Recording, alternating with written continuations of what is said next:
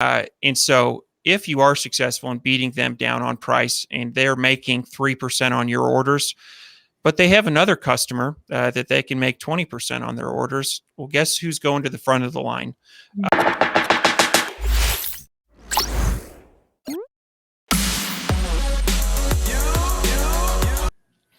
And then in regards to negotiations, because with this being in the game this long, you are into negotiations with some of your suppliers. If it's not, trading terms, it might be pricing.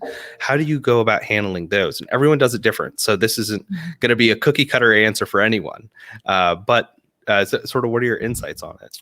Yeah, so it's kind of a several phase process. And when I place my first order, I tend not to negotiate on price, and especially if it's an example where I'm ordering 500, but they're really like a 5,000 MOQ factory, and they're doing me a favor.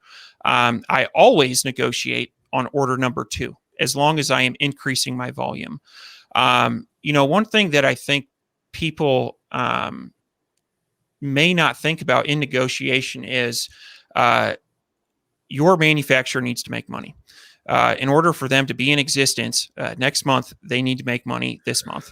And so if you are successful in beating them down on price and they're making 3% on your orders, but they have another customer that they can make 20% on their orders, well, guess who's going to the front of the line when they're busy, right? And there's a backlog. And so typically I will negotiate on order number 2.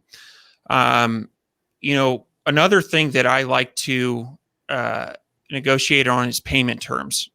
This is a cash flow game. And especially if you're doing sea shipping, you can have a lot of capital tied up in products that are not sellable. And so one that I really like is 30% down payment, 40% when the goods are completed, and 30% when they arrive. And but really, I mean, as good of terms that as you can negotiate, I think that's something that a lot of people overlook.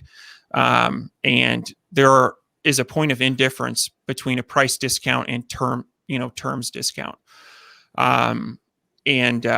Let's see. And typically I will ask for volume thresholds, especially if I'm ordering my first order and it's 500 units. I like to know at what point will this get cheaper for me. And I usually take a screenshot of that and I put it in a vendor folder.